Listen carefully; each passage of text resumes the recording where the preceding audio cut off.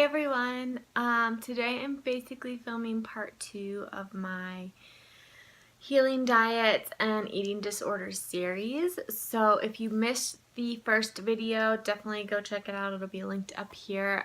Catch up on the conversation and where we're at and why we're talking about this. Since my first video, and really since I started bringing up this topic in December of 2017, I've gotten so many messages, just an influx of messages from people with all sorts of stories, and it's been really touching and heartbreaking and heartwarming, and a lot of connections have been made, but I've kind of figured out people fall into a few different categories. So the first one is, they never dealt with an eating disorder, any disordered eating habits. Going on to a healing and restrictive diet is not an issue for them. Then you have the people who have had a past with eating disorders or disordered eating, and whether they're recovered or not, being on a healing or restrictive diet has been helpful for them in a sense. Like, for some people, it's not an issue because they're recovered, or it's helped them create better eating patterns, which I feel mixed about, but if that's working for them, it's working for them. You have the people who have never had an eating disorder in their past, and having to go on a healing and restrictive diet has really they've developed an eating disorder or disordered eating and bad relationships with food because of it.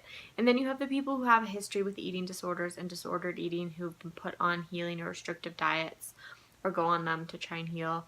And it just exacerbates all of their eating disorder thoughts and their eating disorder and relationship with food, and it's kind of a mess. And although these videos are kind of more targeted, this conversation's more targeted to the people who are really struggling mentally with the healing diet aspect and the eating disorder stuff, I think it's really important for everybody to be informed about this issue because it could happen to you. First of all, it's still a problem that needs to be discussed and isn't being discussed. And it's also important for people who aren't being affected to be informed so that they're not saying the wrong thing to others who may be dealing with an eating disorder that they're not aware of. Like, if you're fine with it and you go say to someone, well, just cut out these, 5 big food groups and you'll be healed, that can be really detrimental. That can be very unsafe for the person they're talking to because they have no idea that their history is with an eating disorder. And so it's really important for everybody to be informed, and I wanted to start there. The second thing I want to say is, I don't have the answers. I'm simply opening the door for this conversation. I don't have the answers. I'm still looking for resources. I'm still trying to develop this community. And I plan to do it with all of you. I kind of want to do it together, finding resources, finding answers, whatever. I'm simply going to be sharing my experience, sharing my thoughts. Not a doctor, not a psychologist. And so I want you to be aware of that, and I'll be sharing what I learn along the way and maybe resources that I find, but I really just want to open the conversation up. And so today, again, I don't really have a script or a plan on what I want to talk about. I'm just going to start talking.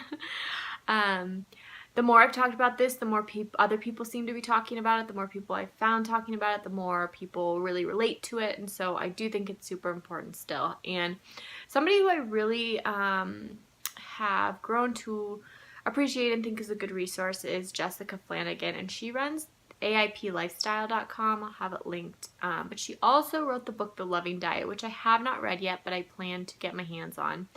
And she discusses, I've also watched a couple talks by her recently, and she discusses a lot about, there's these people who are so strict on the autoimmune paleo protocol or on these healing diets who aren't healing, but they don't know what else to do, and they feel at a loss, and all it does is exacerbate symptoms or create new gut issues because they're so strict and they're not getting the variety in the diet that they need. And she doesn't exactly discuss like the eating disorder side, but she does discuss like the mental side and the lack of self-love, or how really healing can be much greater than just the diet. And it really is, there's a whole mindset aspect, and I've had a lot of people comment and write to me about that, and I 100% believe that mindset is a huge piece of it and self-love is a huge piece of it, but there's also this huge piece of unhealthy restrictiveness that is a problem. That's not just about changing your mindset to be like, oh,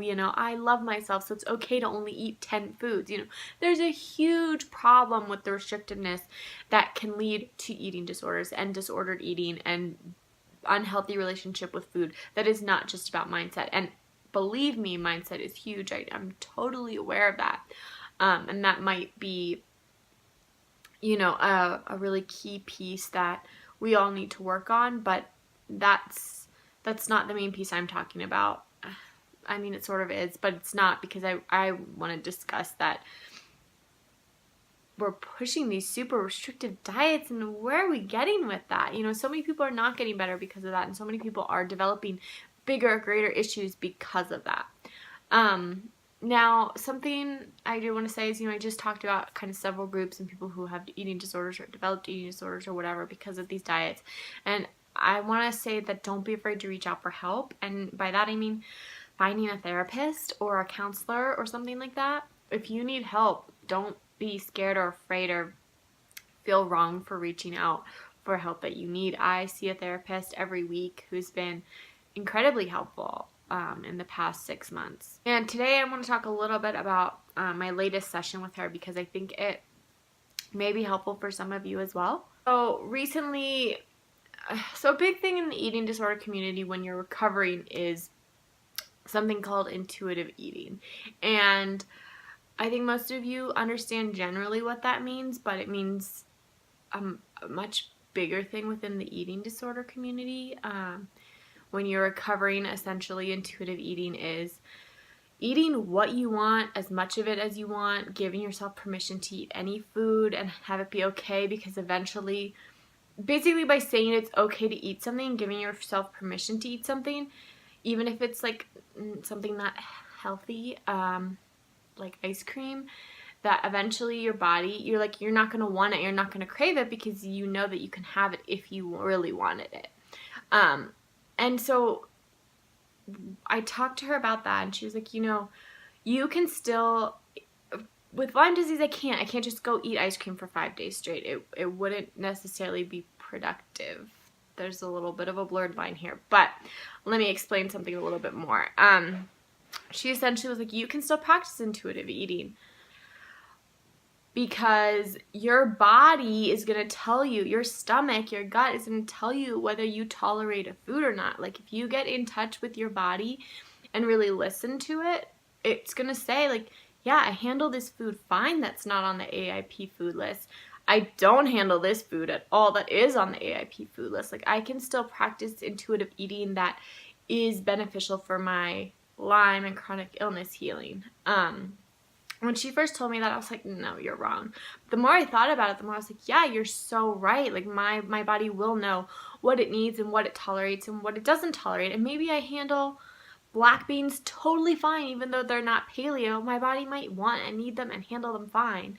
But I might not handle spinach, which is totally paleo, And so I was like, wow, this is a way that I can expand my diet and maybe heal some of the eating disorder thoughts without totally, I don't want to say, I guess, ruining my healing progress in terms of chronic illness and going on a sugar binge, if that makes sense. I want to be careful with my language, because for some people, the recovering from the eating disorder is more important than the recovering from the Lyme, because the mental aspect of healing is so huge, and that might be your block to ultimate healing might be because you need to overcome the eating disorder. So you may need to go eat ice cream for 5 days. But again, this is why working with a professional is the best on that level. But I'm kind of sharing my thoughts here.